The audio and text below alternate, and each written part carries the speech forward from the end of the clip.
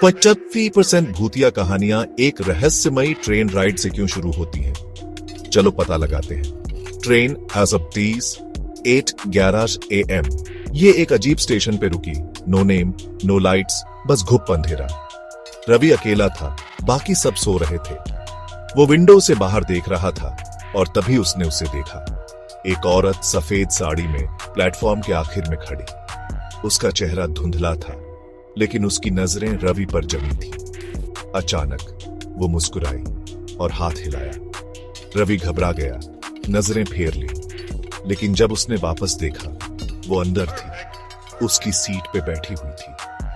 उसका चेहरा साफ नहीं दिख रहा था, लेकिन उसकी आवाज धीमी और गूंजती हुई थी। तुम्हारा साया कितना चुप है।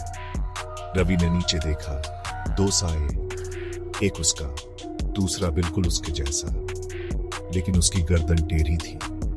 उसने ऊपर देखा, कोई नहीं था, साए का कोई शरीर नहीं था। रवि चीखने ही वाला था कि ट्रेन फिर चल पड़ी और वो गायब हो गई। उसने सोचा ये सपना था, लेकिन अगले दिन कुछ बदल गया था। रवि की मां ने नोटिस किया, एक साया हमेशा उसके पीछे रहता था, लेकिन अजीब बात यह थी कि ये हमेशा उसके मूवमेंट से मैच नहीं करता था। कभी ये पहले झुकता था, कभी ये ज्यादा देर तक खड़ा रहता था। एक रात रवि मिरर के सामने खड़ा था और उसने देखा, वो हिला नहीं, लेकिन साया हंस रहा था। डॉक्टर्स ने कहा हेलुसिनेशन। एक पंडित ने कहा ये आत्मा है, ये साए चुराती है और धीरे धीरे इंसान की रूह खा जाती है।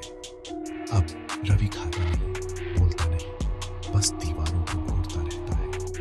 उसका असली शरीर दिन ब दिन कमजोर होता जा रहा है। रूम में कोई नहीं है, लेकिन विंडो पर 2 साए दिखाई देते हैं। एक इंसान का और दूसरा टेढ़ी गर्दन वाला। और अगर आपको कभी लगे आपका साया आपका पीछा नहीं कर रहा, या जब आप रुकते हो तो वो हिलता है, पीछे मुड़कर मत देखना, क्योंकि वो अब आपका नहीं रहा, वो अब उस आत्मा का हो गया है